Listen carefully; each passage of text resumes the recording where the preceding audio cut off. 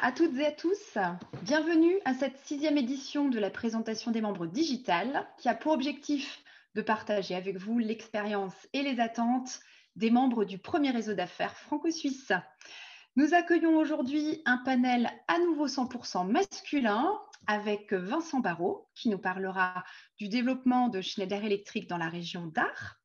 Thierry Delmagro nous présentera la partie hôtellerie de luxe de la fondation Sando. Puis Maxime Châtelain nous racontera l'histoire de la société Globe Limo. Et enfin, Eudes-Philippe Le Guelinel nous parlera des challenges actuels d'Air France KLM en Suisse.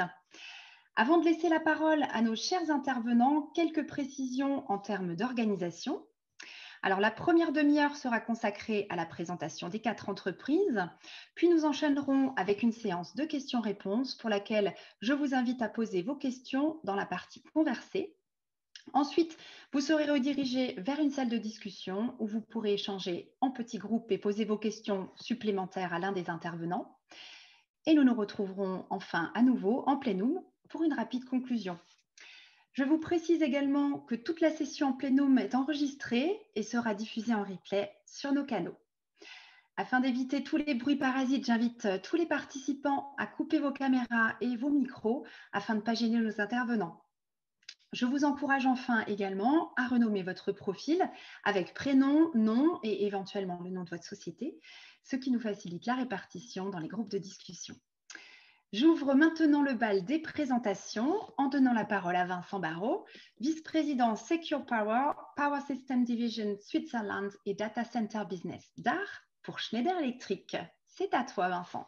Merci Émilie, bonjour à tous. Alors tout d'abord une petite précision, même si je suis basé en Suisse, vous pouvez entendre que je suis originaire de Toulouse, donc ce petit léger accent que vous pouvez entendre.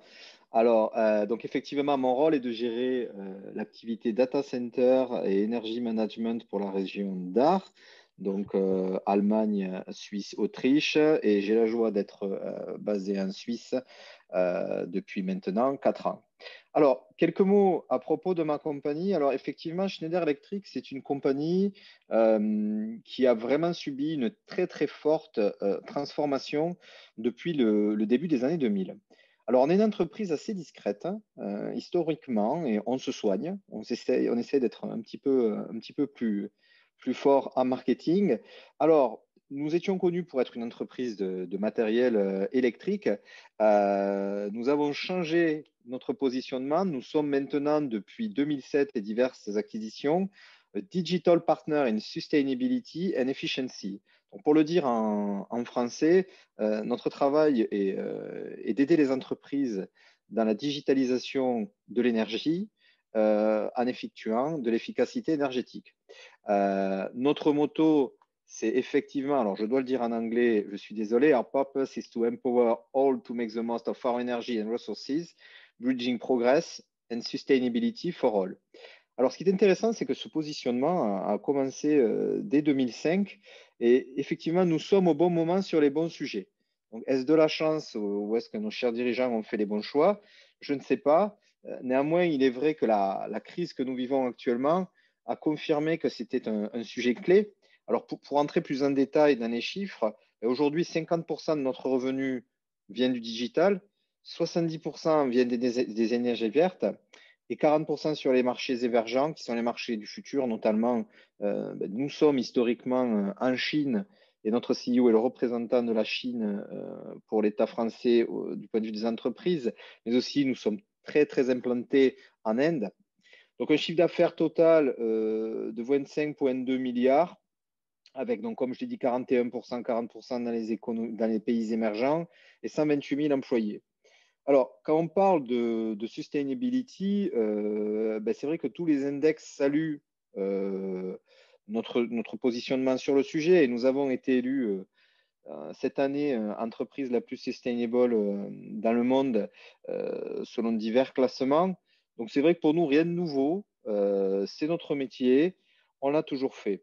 Quel est le rapport avec ma partie du business? Moi, mon rôle au sein de la région, c'est de m'occuper du data center. Alors, le data center, mais on pourra en parler après lors des discussions, ben, c'est un petit peu l'axe de voûte de la digitalisation.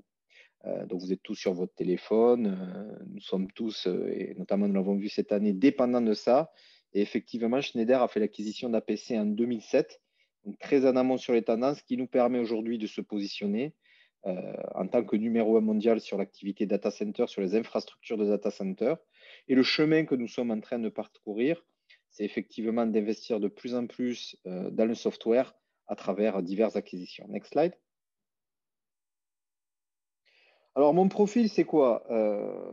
Mon profil, j'ai envie de vous dire, c'est le profil d'un Tarn-et-Garonnais qui a été chanceux d'être sur les bons sujets au bon moment, puisque moi, j'ai commencé dans l'industrie du data center dès 2004, en fait, dans l'IT. Alors, je vous ai résumé mon parcours sur l'activité chez Schneider, mais auparavant, ma première activité, c'était d'être directeur des achats d'un des plus gros grossistes informatiques en France et du coup d'avoir aussi monté ma structure d'import-export avec l'Archine. Donc suite à ça, c'est vrai que j'ai eu la chance d'être recruté par APC à l'époque et comme je l'ai dit précédemment, qui a été acquis par Schneider Electric pour son positionnement dans l'activité data center. Et au fur et à mesure, j'ai grimpé les échelons dans le groupe. Alors, avec une volonté qui était claire, c'est d'être au bon endroit au bon moment. Et encore une fois, j'ai eu de la chance, puisqu'effectivement, j'ai commencé en 2011 dans le data center où j'ai géré l'activité française sur ce business-là. Et j'ai bien sûr identifié que la France, malheureusement, n'était pas en avance sur les sujets et que s'il y avait bien un pays en Europe où il fallait être, c'était l'Irlande.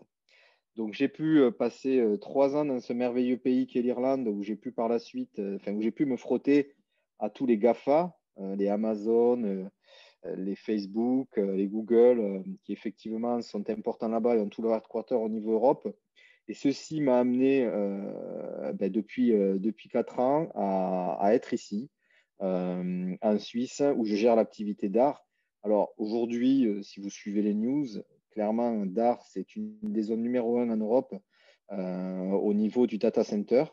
C'est clé puisqu'effectivement, on touche les pays de Centrale Europe. Effectivement, l'Allemagne aussi a des frontières avec ces pays-là. Et la Suisse a pris un positionnement très similaire à ce qu'ils ont fait par le passé avec les banques, avec un secret des datas et avec un positionnement de coffre-fort de l'Europe aussi pour les datas. Alors, au sein de cette activité, j'ai pris en charge l'activité Power System, donc qui est tout ce qui est sur la production d'énergie et la circulation d'énergie à travers les utilities en Suisse depuis cet été.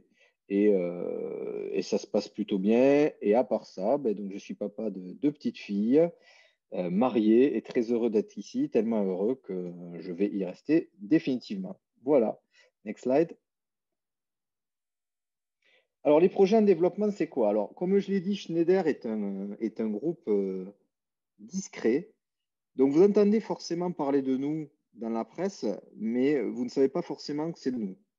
Donc, vous avez vu à la télé récemment ou dans les journaux, on parle d'énormes data centers qui se construisent en Suisse. Donc, on a parlé de Google, on parle d'Amazon, on parle de différents projets. Ben, nous sommes dans tous ces projets, en fait.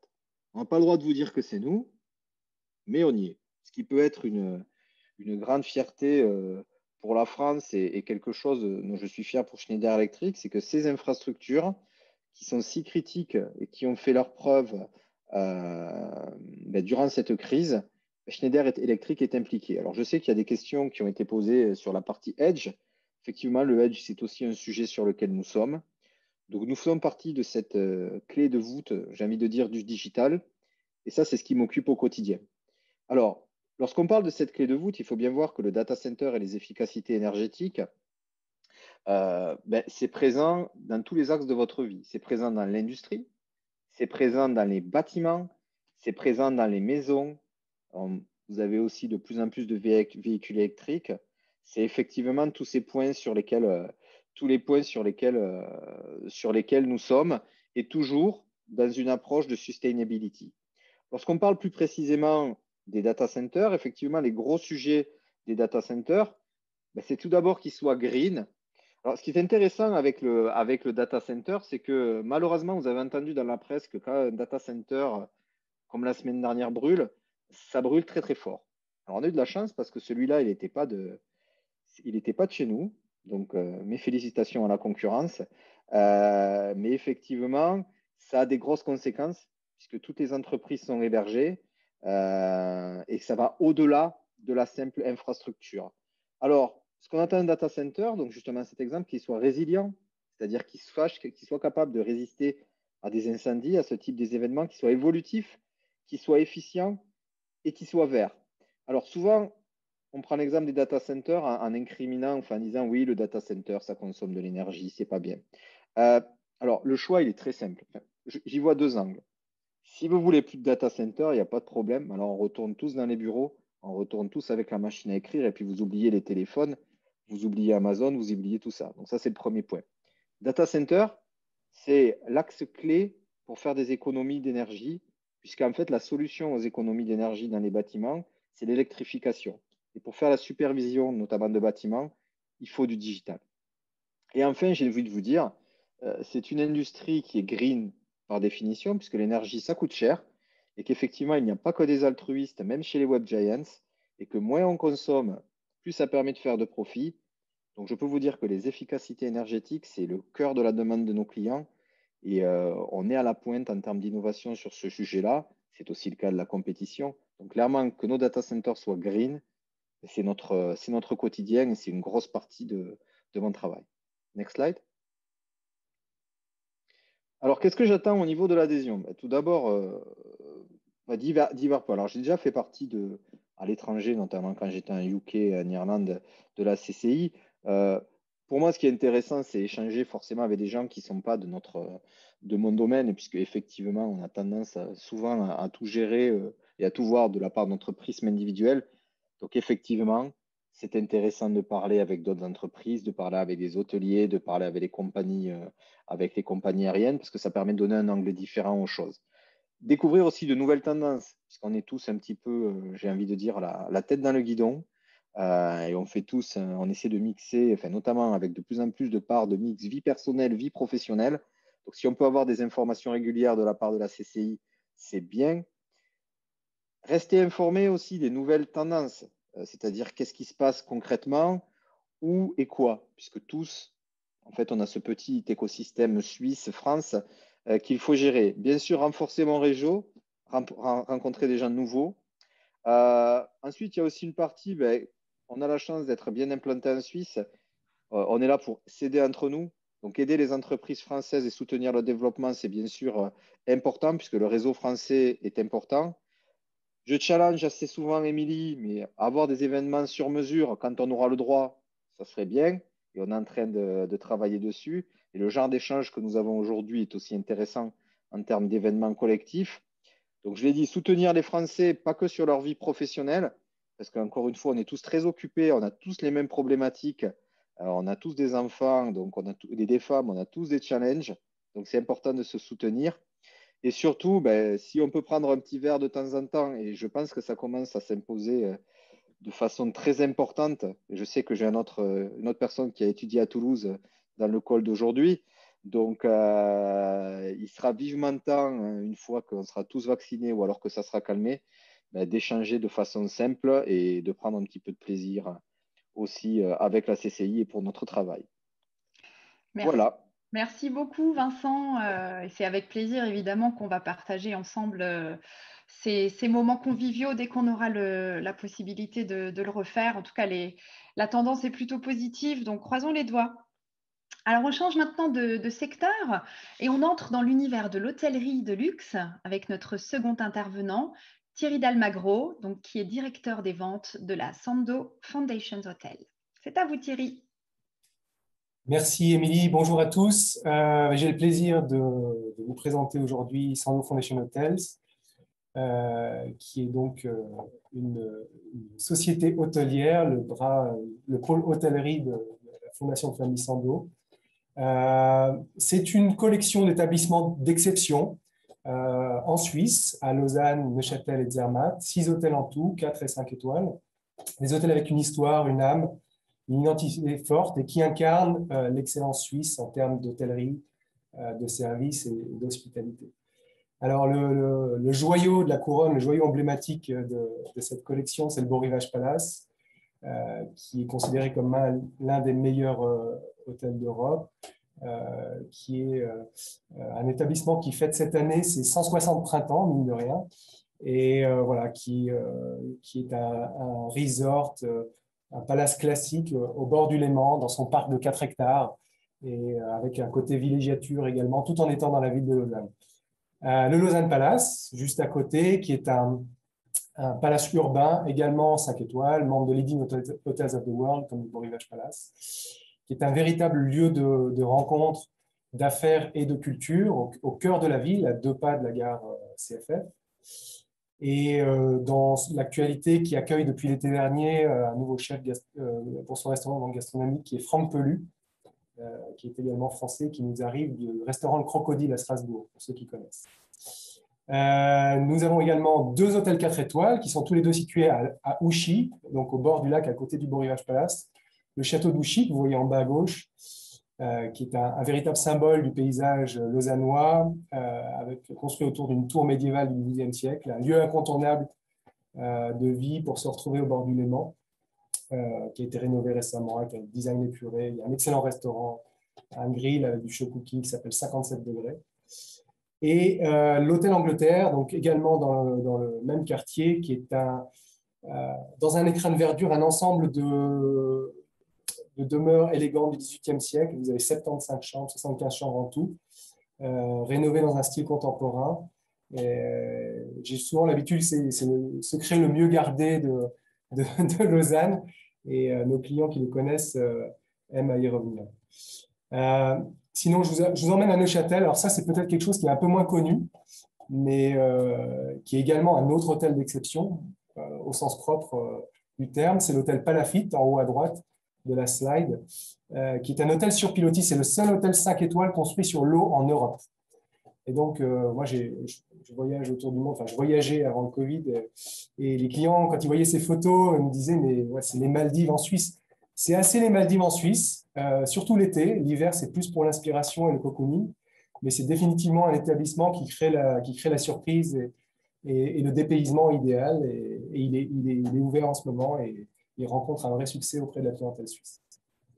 Je termine avec un autre établissement d'exception, également au sens propre, en bas à droite à Zermatt, qui est le Riffelalp Resort, 2222 mètres, seul face au Cervin, à une altitude de 2222 mètres. Donc, vous n'êtes pas au village, vous êtes dans les montagnes, au milieu du domaine skiable l'hiver, au milieu d'une nature à couper le souffle toute l'année.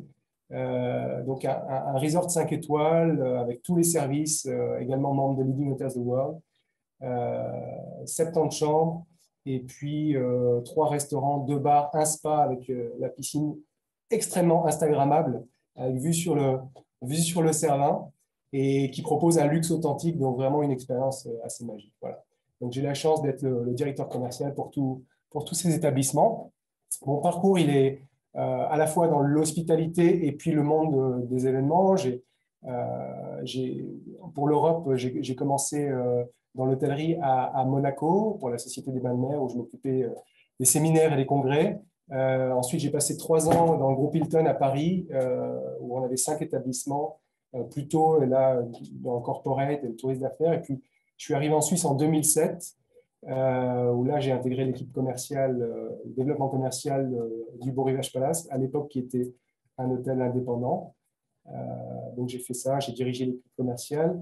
Et ensuite, j'ai eu l'opportunité de rejoindre le centre de congrès de musique, le Montreux Music and Convention Center à Montreux, que tout le monde connaît pour surtout le Stravinsky et le Montreux Jazz Festival l'été, mais c'est également un lieu d'événement toute l'année. Il y a également le comédie, mais c'était vraiment un mélange culture et corporate, congrès, voilà, une expérience passionnante. Et j'ai eu la chance d'être rappelé en fait par mon ancienne entreprise qui s'était développée dans l'intervalle pour créer cette collection, ce groupe d'hôtels. Et donc, je suis arrivé ici pour développer en fait le, le pôle de développement commercial du nouveau groupe qui s'était constitué pendant que j'étais à Montreux, qui s'appelle Sando Foundation Hotels, avec les 6 hôtels qui étaient propriétés de la Fondation de famille. Voilà. Les projets en développement, écoutez, on en a plusieurs. J'en ai sélectionné 2 qui sont assez emblématiques de la période dans laquelle on vit, puisqu'ils sont tous les 2 directement ou indirectement liés en fait à ces énormes chamboulements qu'on a vécu depuis une année. Tout d'abord, on est en train de mettre en place un studio de live streaming au Lausanne Palace qui sera fixe avec notre partenaire Vectorcom dès le mois d'avril. L'idée ici est de permettre à nos clients, à nos partenaires, d'avoir des offres clés en main pour remplacer en fait ce qu'ils feraient en présentiel. Donc soit voilà, des messages à leurs équipes, soit des présentations de produits, soit voilà, ils peuvent faire venir aussi des influenceurs ou des Instagrammeurs. Et l'idée, c'est d'arriver pour une demi-journée, une journée, et d'utiliser nos salons comme un studio d'enregistrement avec voilà, toute le savoir-faire pour faire un plateau télé et donc faire du live streaming. Donc ça, c'est quelque chose qui va être fixe chez nous à partir du mois d'avril au Lausanne Palace. Et c'est évidemment une façon de pallier à la possibilité de faire ça en présentiel ou encore même en hybride pour les semaines à venir. Une autre conséquence, ça c'est assez intéressant. En fait, le Beau Rivage Palace, c'est un hôtel historique, voilà, comme je vous l'ai dit, mais qui a connu beaucoup de développement. On a vraiment ancré le palace dans son temps avec énormément d'investissements au cours des dernières années. Et il y avait ce programme de rénovation qui était prévu à l'aube de 2022-2023. À chaque fois, c'est plusieurs dizaines de millions de francs à chaque fois. Et l'année dernière, au printemps, on est allé voir nos propriétaires. On leur a dit c'est maintenant ou jamais, donc on n'est pas prêt, mais il faut qu'on le fasse. Donc on a entamé ces rénovations avec 1 an et demi d'avance. Et elles ont lieu en ce moment avec le cabinet de Thierry Rochon, qui est un architecte d'intérieur parisien, qui a fait beaucoup de palaces dans le monde, mais qui est réputé pour les palaces parisiens et sur la Côte d'Azur. Et donc, la bonne nouvelle, c'est que donc là, c'est une des 2 ailes de l'aile Beau Rivage, celle qui n'avait pas encore été réalisée, l'aile historique. Et la bonne nouvelle, c'est qu'après avoir rénové Spa, après avoir rénové le reste de l'hôtel, à la fin de cette année, on va avoir un Beau Rivage Palace entièrement rénové, vraiment au meilleur de sa forme, prêt pour la reprise. Voilà. Nos attentes relatives à l'adhésion, ben voilà, naturellement, on n'est pas un groupe très connu, on est plutôt discret, même si nos hôtels ont une certaine notoriété. Souvent, nos hôtels sont mieux reconnus que notre groupe. Donc, on a cette ambition de développer Sando Foundation Hotels au sein de la communauté, de familiariser les membres avec toutes les solutions. Là, je vous en ai dévoilé quelques-unes, mais on en a beaucoup d'autres.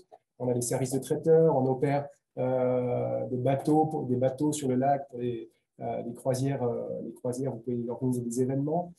Voilà, donc familiariser tous les membres avec toutes ces solutions disponibles pour répondre à vos besoins. Et puis, vous accompagner, contribuer au succès de vos projets, de vos événements ou de vos besoins individuels, de vos événements hybrides, en tout cas pour les mois à venir. Et une façon de familiariser toute cette communauté, c'était avec la Chambre et avec Romain Durier, de vous convaincre d'accueillir les trophées du commerce France-Suisse qui auront lieu, si tout se passe bien, le 1er juin, dans ce cadre idyllique au Beau Rivage Palace. Bon, je vous rassure, voilà, il y a différents scénarios, mais pour le moment, c'est encore fixe au 1er juin et on se réjouit de vous accueillir sur les rives du Léman, au Beau Rivage Palace, pour ces 32e trophées. Voilà, merci beaucoup Thierry pour votre présentation. Évidemment, nous aussi, on est ravis de ce projet des trophées avec vous, alors ou en présentiel ou dans le studio de live streaming finalement. On a de quoi rebondir avec ces solutions que vous proposez. Bravo en tout cas de rebondir aussi bien par rapport à la crise qu'on traverse tous et dont votre secteur d'activité est particulièrement touché. Alors, de l'hôtel à la limousine, finalement, il n'y a qu'un pas et la transition est assez facile pour introduire Maxime Châtelain, le directeur commercial et membre de la direction de Globe Limo SA. Maxime, c'est à vous. Bonjour à toutes et bonjour à tous. Alors Globe, c'est une société de transport, plus globalement, pas uniquement de la limousine et puis de protection rapprochée. C'est une société familiale qui a été créée il y a maintenant plus de 60 ans, 63 ans également, qui compte un peu plus de 150 collaborateurs et puis une centaine de véhicules, dépend du volume d'affaires du moment.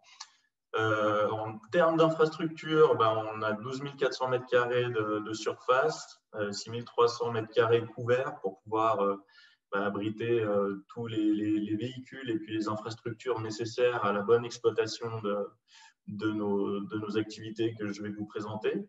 Rapidement, on a un atelier mécanique qui est agréé par Mercedes, qui est la marque qu'on utilise principalement. Ça nous permet de gérer toute cette partie mécanique directement chez nous, et en termes de logistique et de compétitivité, c'est assez important. On a pas mal de garages et de parkings, donc les garages pour les véhicules qui sont un petit peu plus haut de gamme, et puis les parkings pour pouvoir stocker aussi tous les véhicules du secteur transport public. Nos propres stations de lavage, ça aussi c'est important, parce que si on veut pouvoir conserver un niveau de qualité important, surtout quand on fait du haut de gamme, c'est important de pouvoir laver les véhicules chez nous et puis pas à l'extérieur. Et puis, on a aussi des salles de repos pour que les chauffeurs, quand ils sont en pause, entre deux courses, puissent se reposer, puissent prendre le temps de se faire à manger pour un petit peu de convivialité aussi. Hors période de Covid, parce qu'actuellement c'est un petit peu plus compliqué. Et puis après les bureaux pour le personnel administratif. Donc comme je vous l'ai dit, Globe Limo, une société familiale créée en 1958, donc au départ avec 6 véhicules et 6 chauffeurs. À la base, le trafic aérien n'était pas aussi développé qu'il l'est actuellement, hors période Covid. Le but, c'était d'emmener des personnes, des familles plutôt aisées, faire des tours d'Europe, et puis voilà, avec un véhicule et un chauffeur dédié. Aujourd'hui, encore une fois, hors période Covid, on a un peu plus de 40 véhicules pour ce secteur d'activité, des berlines, des monospaces, des minibus, et puis à peu près 35 chauffeurs, donc des chauffeurs pour la plupart auxiliaires sur appel, mais qu'on connaît tous bien et puis qui travaillent avec nous pour la plupart depuis des dizaines d'années. En 1982, on a eu notre première collaboration avec les transports publics genevois par la sous-traitance de la ligne 36, qui, pour ceux qui connaissent, est la ligne de la vieille ville. Entre-temps, on a développé ce secteur et on a maintenant une collaboration assez large, bien étendue, avec les transports publics genevois, parce qu'on exploite 29 lignes. Donc, on achète nos propres véhicules, on engage nos propres chauffeurs, et puis ces ressources, on les met à la disposition des transports publics genevois sur la base des contrats qui nous lient et des lignes qu'on exploite pour eux en sous-traitance. Après, rapidement, en 2004, c'est important quand même, on est certifié ISO 9001, donc en 2004, c'était la première année au cours de laquelle on a été certifié. C'était important pour nous d'être certifié ISO parce que la 9001, c'est le management de la qualité. Donc, autant pour la partie transport public que pour la partie limousine, il est important de maintenir et de développer un niveau de qualité important et puis en continu et qui soit toujours supérieur à celui de nos concurrents. Et puis, en 2017, on a créé le secteur protection. C'est un secteur qui démarre lentement. Il a beaucoup de synergie avec le secteur limousine. Il a été créé justement pour venir compléter les services du secteur limousine. On avait pas mal de clients qui souhaitaient que on puisse ajouter une notion de sécurité rapprochée. Et c'est la raison pour laquelle on a souhaité créer ce secteur et le gérer nous-mêmes pour pouvoir gérer justement la qualité jusqu'au bout. Alors, on n'a pas pour l'instant vocation à aller se battre avec les gros acteurs du marché. On vient plutôt sur un marché de niche. On a par exemple 2 véhicules blindés. On est les seuls à Genève et je crois en Suisse romande, en tout cas en tant qu'entreprise privée, à avoir des véhicules blindés. Et du coup, voilà, on va plutôt venir sur de la protection rapprochée que sur de la sécurité au sens large du terme. Et donc, à ce titre, on est vraiment sur une niche et on la développe au fur et à mesure et au gré aussi du développement qu'on a et des synergies qu'on a avec le secteur limousine. Donc, voilà, on peut passer à la slide d'après. Après, voilà, pour me présenter rapidement, donc, moi j'ai 34 ans. J'ai fait un cursus plutôt orienté commercial dans un premier temps, où j'ai passé un master entre Lyon et Paris, un master en commerce international. Et puis après, j'ai eu l'opportunité, avec quelques amis, de passer un MBA à New York en management. Du coup, après, j'ai rejoint la Banque cantonale de Genève parce que là, j'avais fait pas mal de théorie, donc c'était le moment de mettre un peu en pratique. Donc là, j'ai rejoint une équipe de gestionnaires, une équipe de financement d'entreprise. Donc, on faisait du financement de transmission, de croissance d'entreprise, des opérations, du financement d'opérations immobilières et puis de l'optimisation patrimoniale pour justement ces gérants. Donc là, c'était l'occasion de mettre à profit les compétences techniques que j'avais acquises. Et puis, ça a duré à peu près 4 ans. Ensuite, j'ai eu l'opportunité de rejoindre, de reprendre une équipe qui fait des prêts hypothécaires pour la France. Donc là, c'était plus pour mettre à profit le volet managérial. Donc, c'était c'était autre chose, mais c'était sympa et enrichissant aussi. Et puis en 2017, j'ai pu rejoindre du coup l'entreprise familiale où en fait le projet de mon oncle et ma tante qui ont créé la société il y a 63 ans était de transmettre à leurs enfants, donc mes cousins Isabelle et Laurent qui nous ont rejoints en 2017 et en 2018, c'était de transmettre la société et que avec les compétences en fait réunies par nos 3 profils, on ait capacité à reprendre et puis qu'ils puissent transmettre sereinement à leur entreprise pour la pérenniser et la développer au maximum. En ce qui concerne les projets en développement, voilà, on essaye de développer petit à petit le secteur protection, comme je vous l'ai dit, beaucoup en lien avec notre clientèle du secteur limousine. Là, en ce moment, avec le Covid, on avait déjà une réflexion sur la réorientation des services proposés au secteur limousine, et parce qu'il y a pas mal de sujets, comme l'a évoqué par exemple Vincent Barraud dans sa présentation, toute la partie sustainability, développement durable, faire attention à l'environnement. On a remarqué qu'il y avait plus de courses qui étaient mutualisées, de moins en moins de courses, on va dire, individuelles. Donc après, revoir aussi notre capacité à proposer des services aux entreprises qui soient adaptés à leurs attentes et puis aussi adaptés aux enjeux du moment et à ces enjeux qu'elles souhaitent respecter et qu'on souhaite respecter aussi.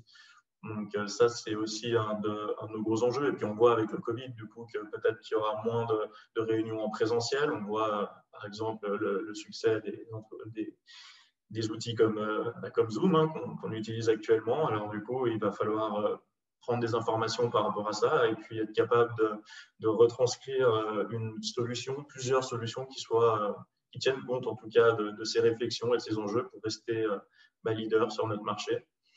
Et puis, toujours créer des synergies entre le secteur limousine, protection, ça revient un petit peu avec le développement de la partie protection, mais voilà, ça va être un des enjeux de faire en sorte que les 3 secteurs soient compétitifs. On voit là sur une période comme la période actuelle. C'est important d'être bien diversifié. Il y a des secteurs qui vont mieux parfois, et puis d'autres à d'autres moments. Donc, c'est important d'avoir différents secteurs compétitifs. Donc, voilà. Naturellement, on en vient aussi au développement de la sous-traitance opérée pour les transports publics genevois. Actuellement, on a 29 lignes. Et on espère pouvoir développer, faire perdurer cette belle collaboration de bientôt 40 ans. Et puis, mise en place d'un ERP, donc Enterprise Resource Planning. À la base, on est une société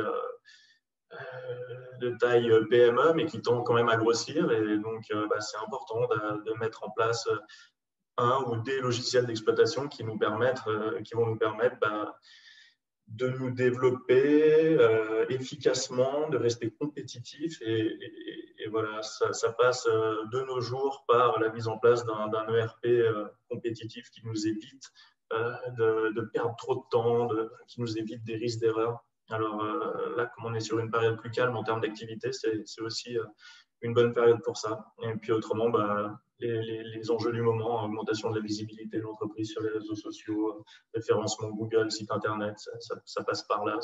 C'est la porte d'entrée vers la visibilité de l'entreprise. Donc, c'est des choses sur lesquelles on travaille activement pour être bien vu. Et puis, au niveau des attentes relatives à l'adhésion, évidemment, de la synergie entre les membres.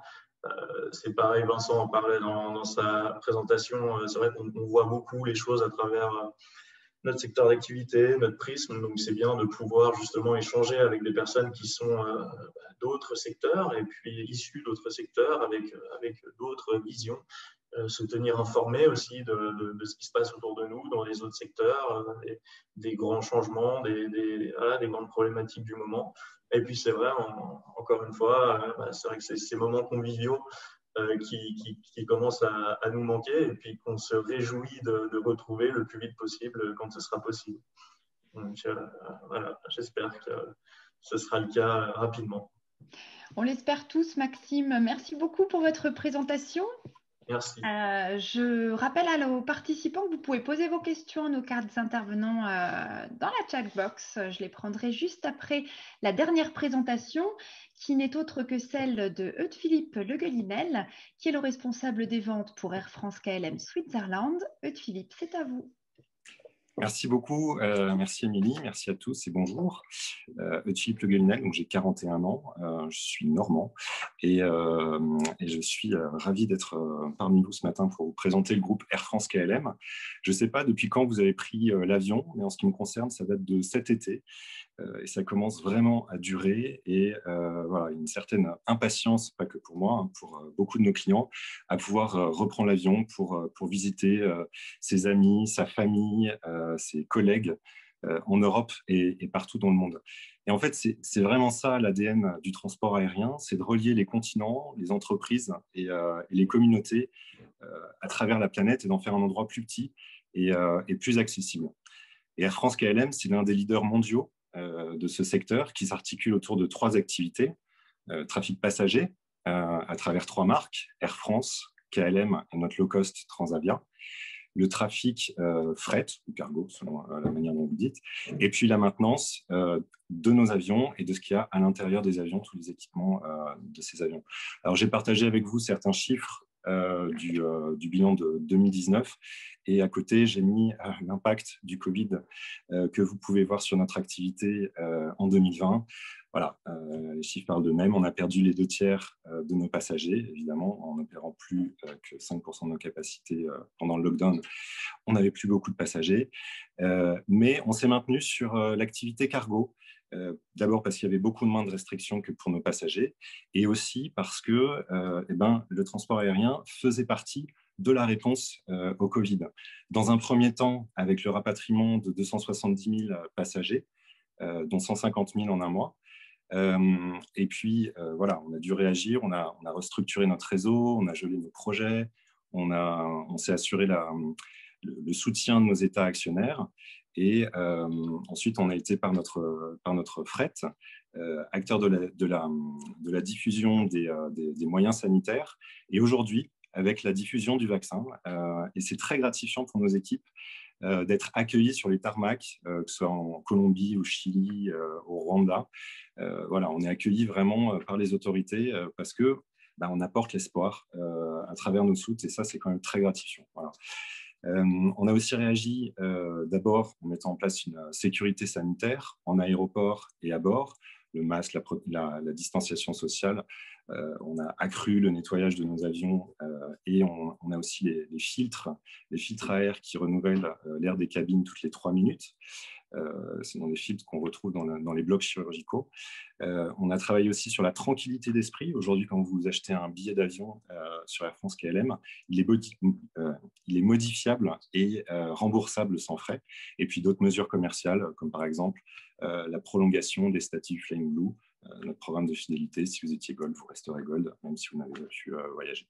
Et puis on a aussi, en Suisse, tenu à garder un ancrage fort autour de nos 3 aéroports, Bâle, Genève et Zurich, avec des vols directs vers Amsterdam et Paris. Et au départ de Zurich, on attend la reprise des vols de Delta Airlines, notre partenaire, vers New York quand les conditions le permettront. Et puis on a aussi nos équipes, les équipes de vente. J'ai le plaisir de l'idée avec des équipes qui s'occupent de tous les segments, que ce soit le segment loisirs, le segment entreprise ou la prospection commerciale. Et pour la particularité de Genève et de sa clientèle premium, c'est pas Thierry et Maxime qui me contrediront, on a voulu conserver un service de haut niveau, d'abord avec un plateau affaires dédié au World Trade Center 2 à côté de l'aéroport. Et puis dans l'aéroport, avec le nouveau salon Air France, on a eu énormément de chance. On a lancé les travaux juste avant le lockdown. Donc on a aujourd'hui à Genève le salon Air France le plus moderne du monde, tout simplement. Alors c'est sûr qu'en arrivant en 2019, je ne m'attendais absolument pas à un tel scénario. Et en fait, je suis venu en Suisse pour prendre la direction d'une équipe large et expérimentée, et surtout pour poursuivre mon parcours commercial international, que j'ai commencé par un stage en Belgique, fin 2002, qui m'a permis de faire un VIE à Singapour chez BNP Paribas, où j'ai fait notamment du financement d'avions. Et j'avoue que j'ai bien aimé la partie avion. Du coup, je suis rentré à Toulouse, n'est-ce pas Vincent, pour pouvoir suivre un master management du transport aérien à l'École nationale d'aviation civile et avec la Toulouse Business School. Ça m'a permis de rentrer chez Air France, où j'ai été d'abord 5 ans responsable de projet mobile et web. Alors, ça peut paraître la préhistoire, mais il fallait bien quelqu'un pour lancer le premier site mobile d'Air France et les services SMS+. Bon, voilà, encore une fois, c'était il y a 15 ans ou plus. Ensuite, j'ai été 5 ans pricing manager avec des portefeuilles de plus en plus importants à Paris, à Amsterdam et à Atlanta. Et je suis revenu en France pour mon parcours commercial en étant business development director de l'Europe et ensuite responsable de comptes globaux stratégiques pour l'entreprise. J'avais entre autres comme client un gros producteur d'électricité française ou un producteur d'avions basé à Toulouse, voilà, si ça vous évoque quelque chose. Et après toutes ces années et ces expériences, je suis toujours aussi heureux d'appartenir à un groupe qui se réinvente sans cesse, notamment à travers différents projets. Je voulais en partager notamment 3 avec vous. Tout d'abord, l'innovation, avec l'AOCAPAS qui est développé avec la Chambre de commerce internationale ici à Genève, international SOS et SGS. Et donc le principe, c'est de retrouver sur une application mobile directement les résultats, par exemple, de vos tests PCR. Voilà, ça nous permet de participer à cette standardisation et cette numérisation des formalités administratives. On a aussi travaillé beaucoup sur l'optimisation de notre réseau avec le développement de la flotte Transavia qui va passer de 40 à 48 avions. Et en parallèle, elle va reprendre des lignes domestiques au départ de Paris, par exemple, vers Toulon ou vers Biarritz, et puis des transversales à travers toute la France. Et puis, on renouvelle aussi notre flotte. On dit au revoir à des modèles qui étaient peut-être trop gourmands en carburant, tels que les 747, les A380, les A340, et on reçoit, on continue à avoir des livraisons d'A350, d'A220, pardon, à partir de septembre, et des E195 pour KLM. Et ça participe à deux choses. La première, c'est à améliorer notre expérience client, et de l'autre, eh ben, avec ces avions qui sont moins consommateurs en CO2, parce qu'ils sont plus légers, parce que leur technologie le permet. Un A350, par exemple, c'est 25% de CO2 par rapport à un modèle de génération précédente. Eh ben, on contribue à notre développement, mais un développement durable. Et ça passe par quoi? Par la réduction, hein, comme je le disais, notre empreinte CO2, que ce soit par la flotte, mais aussi à bord. On allège les cabines. Au sol, on électrifie tous nos appareils de poussée, par exemple. Et puis, en vol, on travaille à des solutions d'éco-pilotage. À savoir aussi, on travaille avec le Solar Impulse Foundation, qui est une fondation suisse, ici, voilà. On est en partenariat avec eux pour voir quelles sont des solutions viables économiquement pour pouvoir améliorer dans différents points notre empreinte, que ce soit la réduction sonore, la réduction des déchets ou évidemment la réduction de CO2. Puis tout ce qu'on ne va pas pouvoir réduire, ben, on va le compenser. Air France compense l'intégralité de vos vols domestiques. Et quand vous prenez un vol international, eh ben, vous pouvez, de manière volontaire, via un programme de reforestation à travers la France et le monde, planter des arbres pour compenser votre empreinte CO2 quand vous voyagez. Alors, j'ai mis 180 000 arbres plantés. En fait, on en est à 200 000 maintenant. Donc, c'est un programme qui est vraiment, qui rencontre un certain succès auprès de nos clients. Et on cherche aussi à remplacer nos carburants. Le kérosène émet du CO2 et on a un carburant d'aviation durable qui permet de réduire dans son cycle de vie de 75% l'empreinte CO2. Ça a un coût. Et on cherche des partenaires prêts à contribuer pour cet écosystème plus durable. Et c'est précisément ce qu'on attend de la CCI. C'est intégrer un réseau dense pour donner et recevoir des conseils, pour avoir des rencontres comme celle-ci ce matin, et puis des échanges d'expériences. J'entendais des choses autour de ça, et effectivement, c'est vraiment quelque chose qu'on apprécie au sein de la CCI France-Suisse. C'est aussi pouvoir partager nos informations, nos actualités et des offres spéciales. On en a fait en début d'année, on sera ravis d'en refaire. C'est assurer notre ancrage et notre visibilité dans la Suisse, dans toute la Suisse, et pas uniquement autour de nos aéroports. Et puis, c'est élargir évidemment notre clientèle par la prospection de PME, PMI, et participer, comme je le disais, à des réflexions autour de la mobilité durable. Voilà, donc merci beaucoup. Je vois que j'ai un peu dépassé les 8 minutes, mais merci de m'avoir accordé votre attention. Et juste pour conclure, quand je suis arrivé, on a fêté les 100 ans de KLM, et j'espère qu'on pourra tous fêter ensemble les 100 ans d'Air France dans 12 ans. Merci beaucoup, Philippe. Merci pour vos présentations à tous les quatre. C'est le moment de passer aux questions. Alors, je voudrais remercier les participants qui, en amont, m'en ont envoyé un certain nombre. Et on va essayer d'y répondre ou en pléno maintenant ou alors dans les sous-groupes par la suite. Dans tous les cas, je vais commencer avec Vincent. Vincent, est-ce que tu peux nous parler de la stratégie de Schneider Electric pour survivre et pour développer votre différenciation dans un marché qui est quand même extrêmement compétitif, le marché du Local Edge Data Center, et par rapport à des concurrents massifs comme les GAFAM que tu as cités dans ta présentation, ou des entreprises comme The Trade Desk ou Arista Network? Alors, tout d'abord, les GAFA, ce n'est pas des compétiteurs, ce sont des clients. Et ça serait bien arrogant de dire qu'en tant que Schneider Electric, on peut lutter contre eux.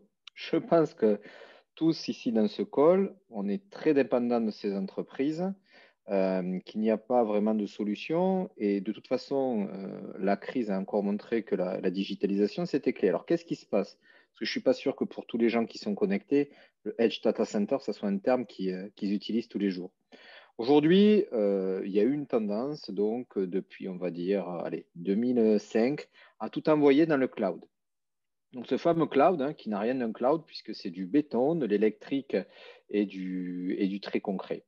Ce qui se passe maintenant, c'est qu'on est devenu très, très dépendant de nos infrastructures. Donc, ça veut dire quoi? Ça veut dire qu'on parle d'industrie 4.0, par exemple, donc à travers la digitalisation, et qu'on a besoin pour plein d'applications critiques d'avoir des petits data centers ou medium data centers près des besoins. Donc, par exemple, quand on voit un supermarché qui est complètement autonome, et bien dedans, il y a un petit data center. Donc, ça, c'est ce qu'on appelle le edge computing, mais ça fait partie d'un tout. C'est-à-dire, ce tout, c'est ce qu'on appelle l'hybrid cloud, c'est-à-dire des très, très gros data centers quelque part sur la planète, des data centers régionaux un petit peu moins importants, comme il y en a en Suisse, et enfin très proche de l'utilisation sur le edge. Et on a la chance d'être présent sur les 3 marchés. Donc, pour moi, ce n'est pas vraiment une concurrence, c'est le cœur de mon métier. Le edge, on en parle depuis pas longtemps dans les communications, mais pour nous, ça fait plus de 5 ans qu'on est dessus. Et de toute façon, si vous réfléchissez bien, avant, il y avait tout en local. Donc, c'est quand j'ai commencé, tout était local. Tout a été envoyé vers le cloud. Et bien maintenant, ça repart tout en local, en mixant les deux. Donc, cet aller-retour, c'est très bien pour mon business, mais au final, c'est le cycle normal des choses. Donc, on est présent sur tous ces marchés. Donc, il n'y a aucun problème pour travailler avec les GAFA, au contraire. Très bien, merci beaucoup Vincent. Et d'après toi, est-ce que combiner l'électricité numérique et l'électricité et le numérique, pardon, c'est la seule solution pour réduire massivement la facture énergétique et atteindre une neutralité carbone en 2050? Bon, de toute façon, il y a pas d'autre choix, hein. On va être très, très clair. Donc, quand on parle aujourd'hui, si on voit qu'est-ce qui consomme énormément, un des aspects clés au niveau mondial, c'est le cooling des bâtiments, c'est le refroidissement. Donc, si vous voyez les différentes conférences partout dans le monde, la climatisation et l'énergie des bâtiments, c'est un vrai problème. Et pour ceux qui ont vécu en région parisienne comme moi, on voit bien que les bâtiments sont allumés la nuit, il ne se passe rien, il n'y a personne dedans, mais on consomme de l'énergie. Donc, pour gérer ça, il faut du digital. Et ce digital, en fait, ça va être l'intelligence qu'on ne peut pas avoir humainement, l'automatisation des choses, aussi en amont dès que la production d'électricité est faite. Et c'est tout ce cycle, en fait, de la production jusqu'à l'utilisation, jusqu'à la personne individuelle, puisqu'on voit bien que sur les maisons, il y a différents processus intelligents qui sont en train de mettre en place. Ça, décanté sur toutes les activités humaines, qui va permettre de faire des économies d'énergie. Donc, effectivement, la digitalisation, même si d'un côté, et encore une fois, c'est un débat qui m'énerve énormément, on dit que les data centers sont aux pollueurs, c'est surtout un très bon vecteur de management de l'énergie et où de toute façon, ça mixé avec de l'intelligence artificielle, on n'a pas vraiment le choix. C'est la seule solution qui existe aujourd'hui pour optimiser les efficacités énergétiques et être vraiment sustainable. Il y a de vrais résultats. Très bien, ben merci beaucoup Vincent pour ces explications. Je vais passer à vous, Philippe. On se demandait ce que la crise sanitaire allait changer pour le passager. Est-ce que vous pensez qu'on va voyager différemment, que le profil des passagers va évoluer, que certaines destinations vont changer, que peut-être les passagers business vont moins voyager? Quel est votre avis? La première chose, c'est que je pense le premier besoin de nos passagers, ça va être la sécurité sanitaire. Et ça, c'est quelque chose qu'il faut que chaque transporteur, pas uniquement avion, hein, puisse permettre d'être en sécurité sanitaire. Ça passe par voilà, l'assurance des gestes barrières, je l'ai évoqué tout à l'heure, le port du masque, le nettoyage à fond de nos avions. Et puis, on a effectivement la chance d'être habitué à filtrer notre air, hein, et toutes ces problématiques avec les filtres EPA qui renouvellent la cabine toutes les 3 minutes. En termes de typologie, ce qu'on a vu, c'est qu'il y a eu une reprise forte à l'été et à Noël autour des destinations dites affinitaires, c'est-à-dire que vous voulez aller retrouver vos amis ou votre famille. Et voilà, donc c'est plus que du loisir pour aller vers une plage de sable fin, c'est vraiment cette idée de retrouver ses amis. Le loisir, ça dépend aussi des restrictions. Et on l'a vu à différentes reprises, On a eu, par exemple, l'annonce de Boris Johnson qui a dit, voilà, à horizon mi-juin 2021, si tout va bien, on arrête les restrictions et les Britanniques pourront revoyager. Et on a vu une explosion des bookings au départ du Royaume-Uni. Plus proche de nous, on vient d'avoir la liste mise à jour des destinations suisses pour destinations soumises à quarantaine ou à test PCR. Et on vient de voir que, par exemple, le Portugal et l'Espagne échappaient à ces contreparties, à ces restrictions, pardon, allaient échapper à ces restrictions. Et pareil, on a vu une explosion du nombre de bookings. Donc, il y a toujours cette demande du loisir et du trafic affinitaire. Et vous l'évoquiez, le trafic affaires, lui, ne reprend pas, enfin, il reprend beaucoup plus doucement. On est persuadé qu'il reprendra, mais que ce sera vraiment celui qui prendra le plus de temps à reprendre et qui va sûrement changer. On voyagera sûrement mieux, peut-être plus longtemps et moins souvent. Et peut-être en combinant, c'est ce qu'on appelle le fameux bleisure, un déplacement à visée business avec un motif loisir, typiquement une réunion à New York, ben on continue par un week-end tranquillement pour aller faire un footing dans Central Park ou ce genre de choses. Ce qui est important de savoir, c'est que Air France-KLM a gardé 85% de ses destinations.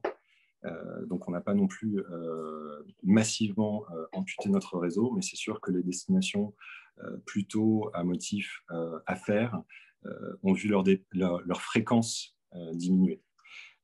Et qu'on va ouvrir plus facilement.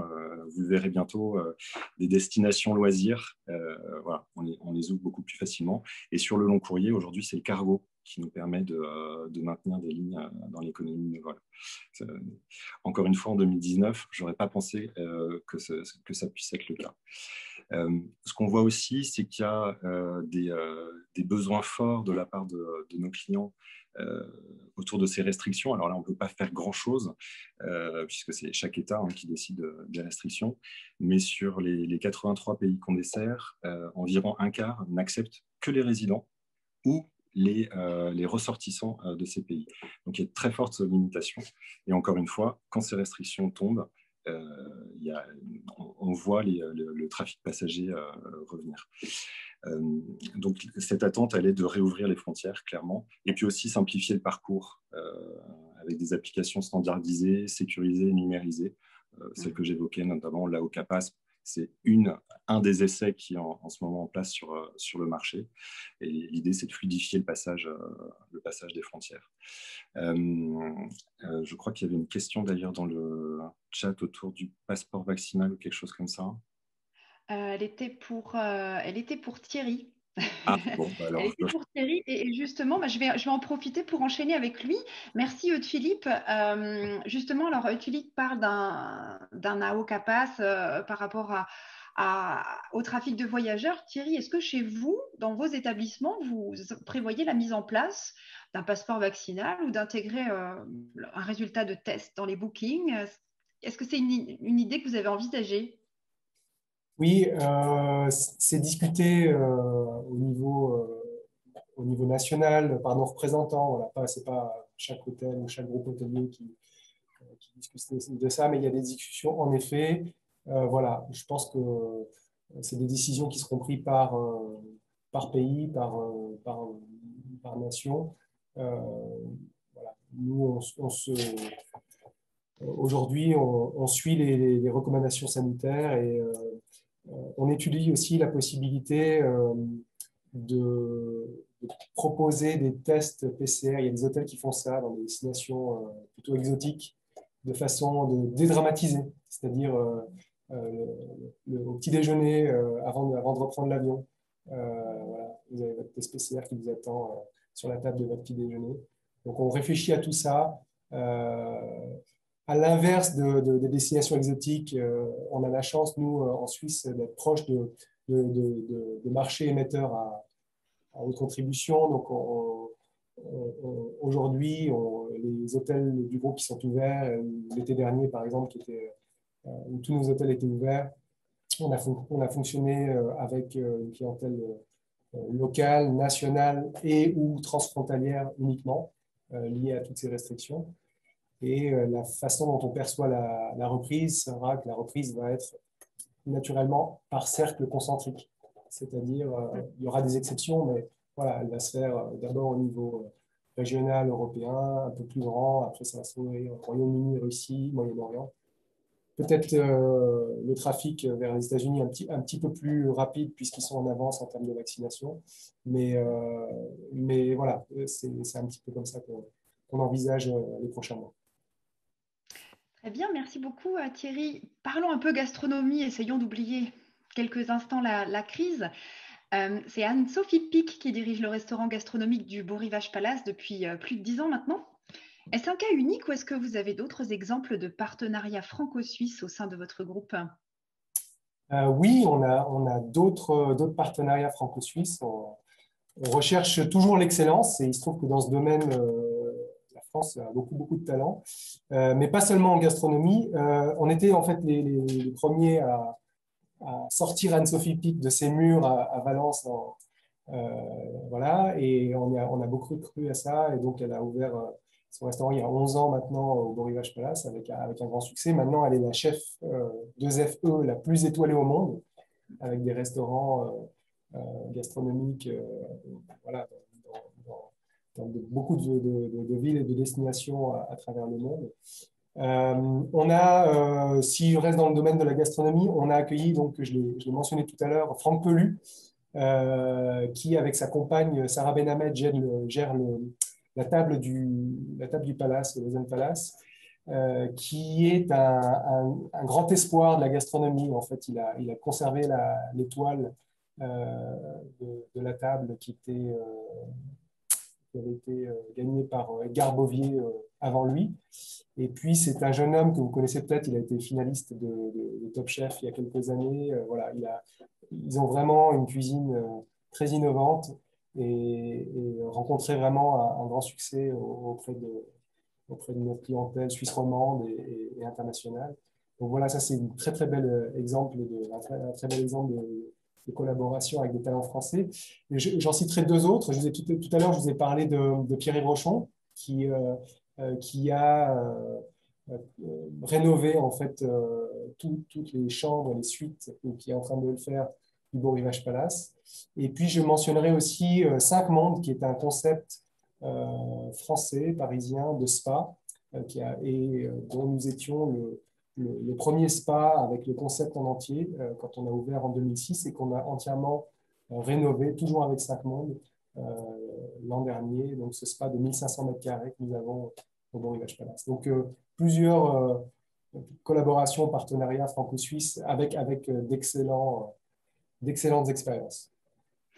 Merci beaucoup Thierry. En tout cas, voilà, hâte de goûter à toutes ces bonnes choses gastronomiques dès qu'on le pourra. Je vais enchaîner avec Maxime.